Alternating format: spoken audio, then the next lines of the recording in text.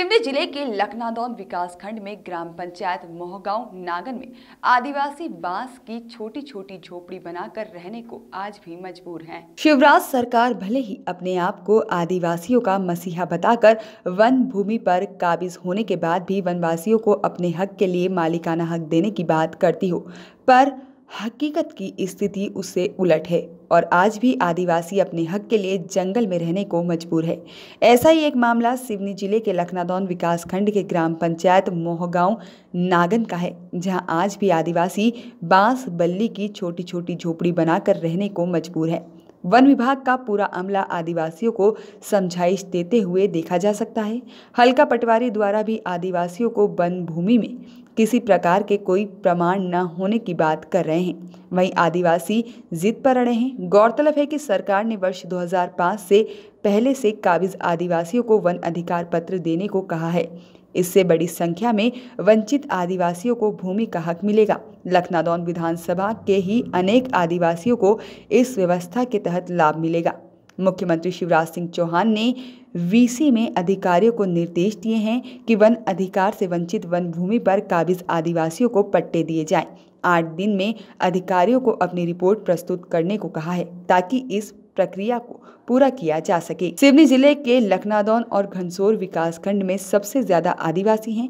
इसके बाद मुख्यमंत्री शिवराज सिंह चौहान उन्हें वंचित आदिवासियों को पट्टे देने के लिए कलेक्टर को निर्देश दिए हैं। कोई भी वनवासी जो 31 दिसंबर 2005 को या उससे पहले से भूमि पर काबिज है, तो उन्हें अनिवार्य रूप से भूमि के पट्टे मिलेगा। वन अधिकारी के दावे जिन लोगों के निरस्त हो चुके हैं, उनकी सुनवाई होगी, किंतु इसके बाद भी आज भी बहुत ज्यादा संख्या में आदिवासी जमीन के लिए आंदोलित हैं। अब देखना यह होगा कि आदिवासियों को यह आंदोलन कितना परवान चढ़ पाएगा। कि आदिवासी लोग यहाँ पे आए हुए हैं कि हमारी जमीन है, तो मेरे द्वारा पटवारी साहब को मौके पर लाकर उनको बताया गया, तो उन्होंने जांच किया, कहने लगी जमीन उनकी नहीं है। उनने भी एक्सेप्ट किया कि ये हमारी भूमि नहीं है, जो बताएंगे वहाँ पर अपना कब्जा बताएंगे। अब ये जो झोपड़ी ओपड़ी बना के रह रहे हैं, तो क्या नहीं हटवाएंगे? क्या तो अस्थायी है? अच्छा, तो आपके विभाग के अधिकारियों को सूचना दे दी गई है इसकी? हाँ, जानकारी दे दी हमने जस्टिस साहब को। क्योंकि जमीन का विवाद है वन विभाग के संबंध में, इसमें आपने अभी नापजोक किया, क्या आप कुछ पाया? ये वर्तमान में ये ज़मीन है अभी जहाँ अपन खड़े हुए हैं, ये वन विभाग के अंतर्गत आती है और ये गांव वालों ने भी एक्सेप्ट किया है और अपने रिकॉर्ड के मुताबिक ये वन विभाग में आती है, अपने राजस्व में नहीं है।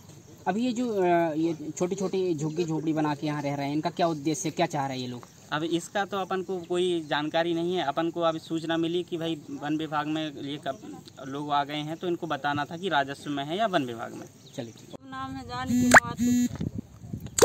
क्यों बैठे हैं आप लोग यहाँ? यहाँ एक लाए बैठे हैं कि जो हमारे जो पूर्वजनों को यहाँ कब्जा था, उस भूमि के लाए बैठे। तो आप लोगों को घर नहीं, जमीन नहीं है? नहीं है।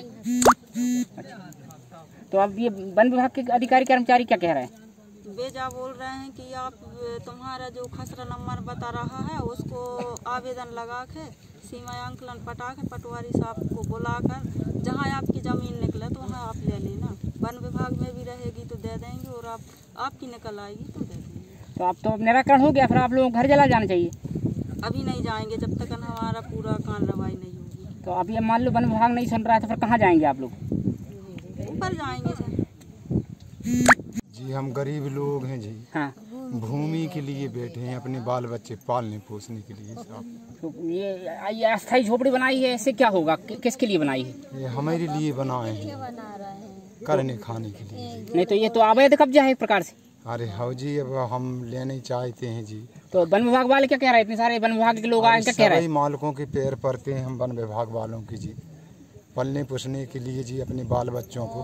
तो आपके पास कोई कागज आगज ऐसा है जिससे ये सिद्ध कर पाओ कि आप ये जमीन में आपका कब्जा है? हाँ जी, है हमारे पास। सब दिखाया है आपने वन विभाग वालों को? हाँ जी, दिखाए हैं जी। क्या बोले? अब उनने देख लिए हैं जी। हाँ, फिर अब आगे? अब आगे जी अब हम क्या बता सकते हैं साहब जी, हमने देख लिए हैं। KNN न्यूज़ के लिए सिवनी से राजकुमार पांडे की रिपोर्ट।